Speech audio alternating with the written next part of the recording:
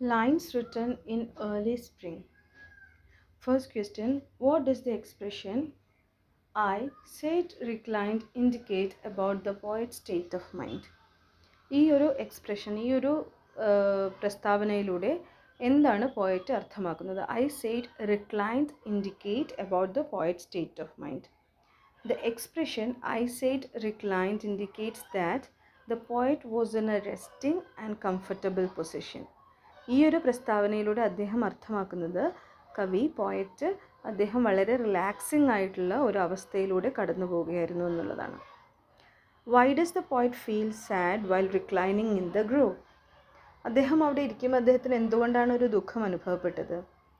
While reclining in the groove sad thought came to his mind. അദ്ദേഹത്തിൻ്റെ മനസ്സിലേക്ക് ഏതാനും ദുഃഖകരമായ ആലോചനകൾ കടന്നു വരികയുണ്ടായി. He was thinking about the cruelties and miseries done by man. അദ്ദേഹം ആ ഒരു സമയത്ത് അത്രയും മനോഹരമായ ഒരു സ്ഥലത്ത് ഇരുന്നുകൊണ്ട് അദ്ദേഹത്തിൻ്റെ മനസ്സിലേക്ക് സന്തോഷമായ നിമിഷങ്ങൾ കടന്നു വരുന്നതിന് പകരം അദ്ദേഹത്തിൻ്റെ മനസ്സിലേക്ക് ഏതാനും ദുഃഖകരമായ ചിന്തകളായിരുന്നു വന്നിരുന്നത്. അദ്ദേഹം മനുഷ്യന്മാർക്കെതിരെ നടത്തുന്ന ക്രുവൽറ്റീസിനെ കുറിച്ചും ക്രൂരതകളെക്കുറിച്ചും ദുഷ്പ്രവൃത്തികളെക്കുറിച്ചൊക്കെ ചിന്തിക്കാൻ തുടങ്ങി. How does the poet associate himself with nature? അദ്ദേഹം എങ്ങനെയാണ് അദ്ദേഹത്തെ അല്ലെങ്കിൽ മനുഷ്യരെ നേച്ചറുമായിട്ട്, നമ്മുടെ പ്രകൃതിയുമായിട്ട് അസോസിയേറ്റ് ചെയ്തിട്ടുള്ളത്, കൂട്ടിച്ചേർത്തിട്ടുള്ളത്? The poet associate himself with nature by thinking that his soul is linked to the nature. അദ്ദേഹം വിചാരിക്കാൻ തുടങ്ങി എല്ലാ മനുഷ്യരുടെയും ആത്മാവ് എന്ന് പറയുന്നത്, അല്ലെങ്കിൽ മനുഷ്യൻ്റെ മനസ്സ് എന്ന് പറയുന്നത് നേച്ചറാണ്, പ്രകൃതിയാണ്. പ്രകൃതിയുമായി ഇണങ്ങിച്ചേർന്നിരിക്കുന്ന ഒരു വസ്തുവാണ് നമ്മുടെ മനസ്സ് എന്ന് പറയുന്നത്. അതായത് എല്ലാ മനുഷ്യരിലും എന്തുണ്ട്? നേച്ചറുണ്ട്, പ്രകൃതിയുണ്ട്. നമ്മളാണ് ചിന്തിക്കുന്നത്, നമ്മളാണ് ഡിസൈഡ് ചെയ്യുന്നത് എന്താണ് നല്ലതായിരിക്കണം, എന്താണ് ചീത്തതായിരിക്കണം എന്നത്. And much it grieved my heart to think that what man has made of man. What do these lines convey? ഈ വരികൾ എന്താണ് അർത്ഥമാക്കുന്നത്? What man has done of man. Answer: man disregards and fails to respect the beauty nature provides. മനുഷ്യൻ ഒരിക്കലും പ്രകൃതിയെ മനസ്സിലാക്കാൻ ശ്രമിക്കുന്നില്ല. മനുഷ്യൻ എന്താ ചെയ്യുന്നത്? ഡിസ്റിഗാർഡ്, പരിഗണിക്കുന്നേയില്ല പ്രകൃതിയെ. And fails to respect the beauty nature provides. നമ്മുടെ പ്രകൃതി വാരിക്കോരി സൗന്ദര്യം നൽകിയിട്ടുണ്ട്, നമുക്ക് ആസ്വദിക്കാനുള്ള സൗന്ദര്യമാണ്. അതിനെ ആരും പരിഗണിക്കുന്നേയില്ല. He corrupts and degrades the world. മനുഷ്യന്മാരെന്താ ചെയ്യുന്നത്? കറപ്ഷനാണ്, അല്ലേ? എവിടെ നോക്കിയാലും കറപ്ഷനാണുള്ളത്. ആൻഡ് ഡീഗ്രേഡ്സ് ദ വേൾഡ്, നമ്മുടെ ഈ ലോകത്തെ തന്നെ ഡീഗ്രേഡ് ചെയ്യുകയാണ് ചെയ്യുന്നത്. And himself and to violence, wars and exploitation. ലോകത്തെ ഡീഗ്രേഡ് എന്നത് പറഞ്ഞാൽ മനുഷ്യനെ തന്നെ തരം താഴ്ത്തുകയാണ്, അല്ലേ? ലോകത്തെയും തരം താഴ്ത്തുന്നു, അതുപോലെ തന്നെ മനുഷ്യൻ അവനവനെയും തന്നെ തരം താഴ്ത്തുകയാണ് ചെയ്യുന്നത്. ഏതൊക്കെ പ്രവർത്തികളിലൂടെ? Through violence, wars and exploitation. ക്രൂരത കാണിച്ചിട്ടും യുദ്ധങ്ങൾ നടത്തിയിട്ടും ചൂഷണങ്ങൾ നടത്തിയിട്ടും ഒക്കെ മനുഷ്യനെ തന്നെയും പ്രകൃതിയെ തന്നെയും തരം താഴ്ത്തിക്കൊണ്ടിരിക്കുകയാണ്.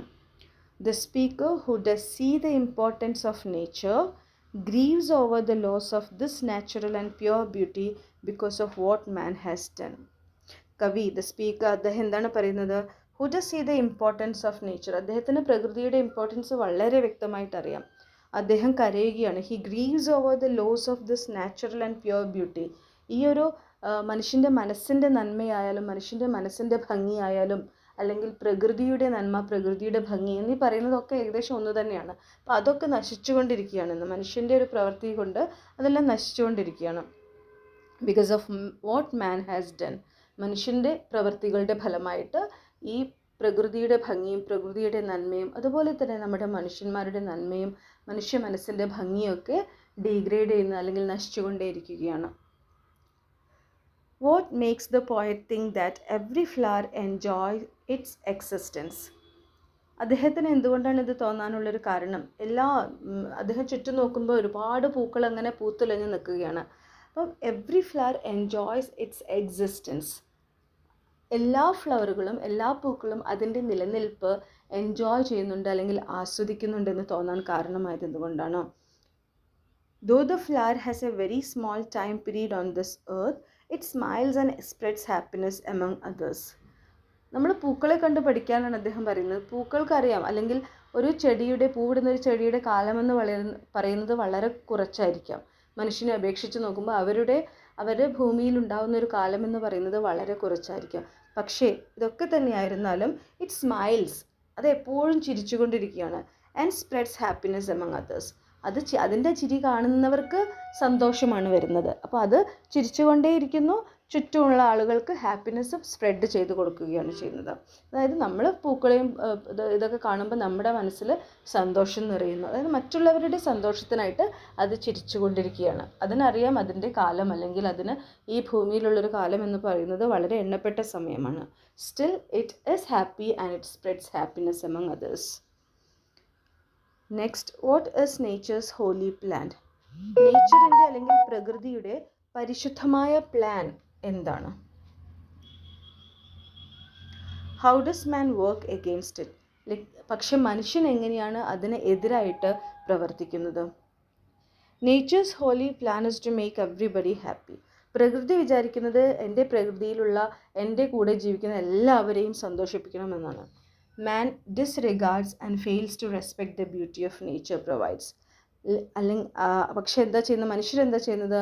മനുഷ്യൻ ചെയ്യുന്നത് മനുഷ്യൻ ഇതിനെയൊക്കെ പരിഗണിക്കുകയേ ചെയ്യുന്നില്ല. ഈ ഒരു സൗന്ദര്യം, ആ ഒരു കാര്യത്തിലൊന്നും മനുഷ്യന് യാതൊരു ശ്രദ്ധയുമില്ല.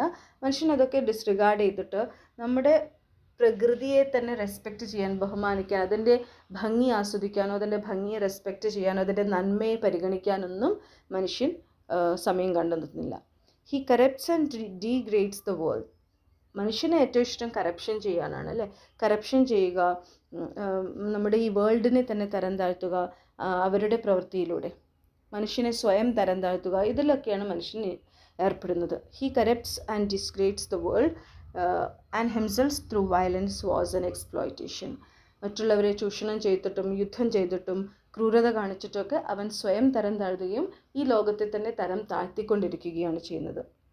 Suggest an alternative title for the poem. ഈ ഒരു പോയത്തിനായിട്ട് നിങ്ങൾക്ക് ഇഷ്ടപ്പെട്ട ഒരു ടൈറ്റിൽ, അത് നിങ്ങളുടെ ഭാവനയ്ക്കനുസരിച്ച് നിങ്ങൾക്ക് ഇഷ്ടപ്പെട്ടൊരു പേര് കൊടുക്കാവുന്നതാണ്. ഞാനിവിടെ എഴുതിയിരിക്കുന്നത് ഹാപ്പിനെസ് അറൗണ്ട്, നമ്മുടെ ചുറ്റുമുള്ള സന്തോഷം എന്നാണ് ഇവിടെ കൊടുത്തിരിക്കുന്നത്.